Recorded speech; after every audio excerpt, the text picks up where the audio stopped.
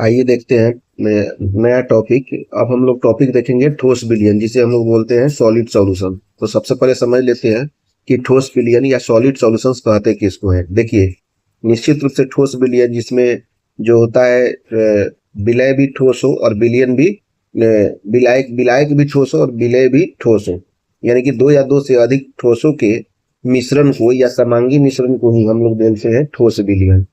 वास्तव में ये दो टाइप का होता है। ये एक होता है प्रतिस्थापित ठोस विलयन और एक होता है अंतराकाशी ठोस विलयन। तो वन बाई वन हम लोग देखते हैं। सबसे पहले ठोस विलयन का डिफिनेशन लिखते हैं। क्या होगा ठोस विलयन का डिफिनेशन? अभी अभी मैंने बताया कि दो या दो से अधिक दो या दो से अधिक दो या दो से अधिक दो या दो से अधिक दो या दो से अधिक ठोसों के समांगी मिश्रण को ठोसों के समांगी मिश्रण को दो या दो से अधिक अधिक ठोसों के समांगी मिश्रण को ठोसों के समांगी मिश्रण को ही हम लोग कहते हैं क्या? ठोस विलयन कहते हैं। समांगी मिश्रण को हम लोग ठोस विलयन कहते हैं। ठोस विलयन कहते हैं। ठोस विलयन कहते हैं। ठीक है, इसमें तो कोई दिक्कत नहीं है। बेसिकली यह दो प्रकार का होता है। यह कितने प्रकार का होता है? यह दो प्रकार का होता है। यह दो प्रकार का होता है। सबसे पहला प्रकार जो है वह है आपका प्रतिस्थापित ठोस विलयन। सबसे पहला प्रकार है आपका प्रतिस्थापित ठोस विलयन। प्रतिस्थापित ठोस विलयन। प्रतिस्थापित ठोस विलयन। तो इसमें क्या हो जाएगा कि देखिए, प्रतिस्थापित ठोस विलयन में क्या होगा कि जो भी क्रिस्टलीय ठोस होंगे उसके कुछ अवयवी कण अन्य ठोस के कणों के द्वारा प्रतिस्थापित हो जाए। उसे हम लोग प्रतिस्थापित का मतलब होता है कि दूसरे के द्वारा उस जगह को ऑक्यूपाई कर लेना। यानी कि क्रिस्टलीय ठोस के कुछ अवयवी कण, जितने भी अवयवी कण होंगे उसमें से कुछ ठोस के कण के द्वारा प्रतिस्थापित हो जाएंगे, उसे ही हम लोग प्रतिस्थापित ठोस विलयन कहेंगे। जैसे अगर हम लोग फिगर के माध्यम से देखना चाहें तो ये हमारा मैंने क्रिस्टलीय ठोस बनाने का कोशिश कर रहे हैं। मान लीजिए कि हमने ये क्रिस्टलीय ठोस बना दिया, ठीक है। इसके बाद में एक पूरा कंप्लीट क्रिस्टलीय ठोस थोड़ा सा बनाने की कोशिश हम कर रहे हैं। मान लीजिए कि जिसके कारण हम समझा पाए कि प्रतिस्थापित ठोस कहते किसको है, और डायग्राम के माध्यम से बहुत अच्छे तरीके से समझ में आ जाएगा। तो ये हमारा प्रतिस्थापित ठोस बन रहा है। प्रतिस्थापित ठोस मतलब दिखाएंगे, बट ये क्रिस्टलीय ठोस एक तरह से बन रहा है। यहाँ पे हम क्या कर रहे हैं कि देखिए, ये सब एक टाइप का मटेरियल है, ये सब एक टाइप का मटेरियल है, ये सब एक टाइप का मटेरियल है, सब एक टाइप का मटेरियल है, सब एक टाइप का मटेरियल है। लेकिन यहाँ पे क्या हो रहा है, यहाँ पे भी ऐसे ही था, लेकिन यह जो है किसी दूसरी टाइप के मटेरियल से अपने आप को प्रतिस्थापित कर ले रहा है। ठीक उसी तरह से, हालांकि सब तो नहीं होगा इस तरह से, बट कुछ निश्चित रूप से क्या होगा, अपने आप को प्रतिस्थापित कर लेगा। जैसे मान लीजिए कि यहाँ पे एक भी फिर से अब प्रतिस्थापित कर लिया और सब उसी तरह से रहेगा। यानी कि जो क्रिस्टलीय ठोस है उनके कुछ अवयव अपने आप को किसी दूसरे से प्रतिस्थापित कर लेते हैं, तो उसे ही हम लोग क्या कहते हैं? प्रतिस्थापित ठोस विलयन कहते हैं। तो लिखिएगा इसका डिफिनेशन कि क्रिस्टलीय ठोस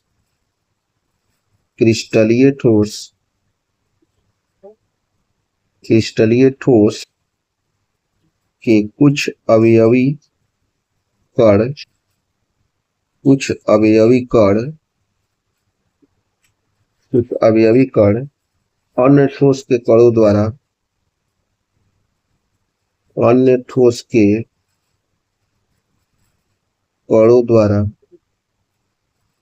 प्रतिस्थापित हो जाते हैं।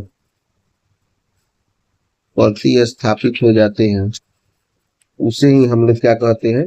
प्रतिस्थापित ठोस विलयन कहते हैं। तो देखिए, इसमें क्या है कि ये बहुत ज्यादा मात्रा में है, तो जो ज्यादा मात्रा में रहता है उसे हम लोग कहते हैं विलायक, ठीक है। और जो कम मात्रा में रहता है तो उसे हम लोग क्या बोलते हैं? विलय बोलते हैं। ये तो हम लोग सबसे पहले ही वीडियो में पढ़ा था। अब उसके बाद में हमारा इसको थोड़ा सा ऊपर कर लेते हैं। नेक्स्ट पॉइंट है हमारा, दूसरा नंबर में है, दूसरा टाइप्स, अंतर अंतराकाशी ठोस विलयन। क्या है? अंतराकाशी ठोस विलयन। अंतराकाशी ठोस विलयन हम लोग देखेंगे कि अंतराकाशी ठोस विलयन कहते किसको है, यानी कि इसको हम लोग बोलते हैं इंटरस्टिशियल